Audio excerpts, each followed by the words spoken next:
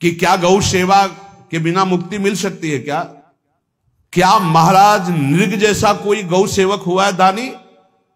भागवत में पढ़ लेना। करोड़ करोड़ गायों को, करोड़ों गौशालाएं थी, एक दो नहीं। इसलिए कह रहे हैं करोड़ों शब्द कि आप उसको कहीं ज्यादा ना समझें। पृथ्वी के कोई भूमि के कण गिन सकता है, बारिश की बूंदे गिन सकता है, लेकिन महाराज नृग की गौएं जितनी दान की गई वो गिनी नहीं जा सकती थी, ऐसा वर्णन आता है। अरबों अरबुद गौओं की सब स्वर्ण से अभिषिक्त करके ब्राह्मणों को दान करना। इतने बड़े गौ सेवक, इतने बड़े दान करने वाले, एक चूक हो गई, ना दान लेने वाले तपस्वी ब्राह्मण की गाय किसी अन्य ब्राह्मण को दान कर दी। और वो ब्राह्मण ने जब गाय देखी, बोली मेरी गाय चुरा ली। बोले महाराज नृग ने दी। महाराज नृग से कहा मेरी गाय है, तो उनका गौशाला में आ गई होगी, आपको 10,000 गौएं देते हैं, आप अपनी गाय। बोले मैं प्रतिग्रह नहीं लेता।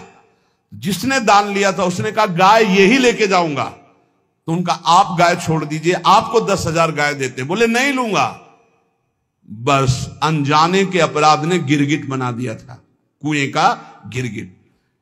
पर भगवान बड़े कृपालु हैं, गौ सेवक थे, इसलिए गोविंद द्वारिकाधीश जी ने उनका उद्धार किया।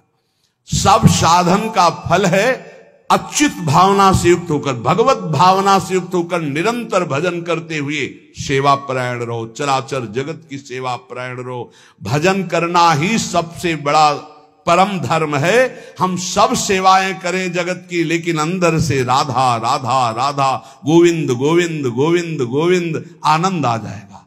तन से सेवा करो, मन से भगवान की चिंतन, मामनुष्मर युद्ध से भगवान की चिंतन में रहो। सेवा और व्यापार में अंतर होता है।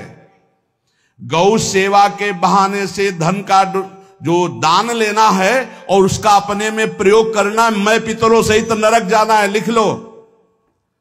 गौ सेवा के बहाने से दान लेना और उसका अपने परिवार के सुख में पैसे का प्रयोग कर देना या अपनी वासनाओं की पूर्ति में लगा देना।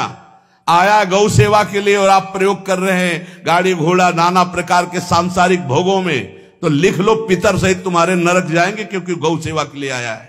गौ सेवा का धन सिर्फ गौ सेवा में ही लगना चाहिए। आप गौ सेवक है, दूध पान कीजिए, रोटी खा लीजिए, लेकिन गौ सेवा का अर्थ आप अपने वासनाओं की पूर्ति में, अपने मनोरंजन में या अपने मन के संकल्प भावना में नहीं पूरी कर सकते। गौ सेवा के लिए ही पूरी कीजिए। गौ के वास का निर्माण, गौ के भोजन की व्यवस्था, वो दूध दे ना दे, वो कैसी भी अवस्था में हो, उसकी सेवा परायणता, उसके लिए सेवक रखना, सेवकों को भी सुख प्रदान करना, लेकिन स्वयं कभी गौ के सेवा के लिए आए हुए धन का स्वयं के लिए भोग न करना और निरंतर भजन रखना, उसे परम पद की प्राप्ति हो जाएगी। इसलिए हमारे सनातन धर्म में गौ सेवा का विशेष महत्व है और इस महत्व को सबको स्वीकार करना चाहिए।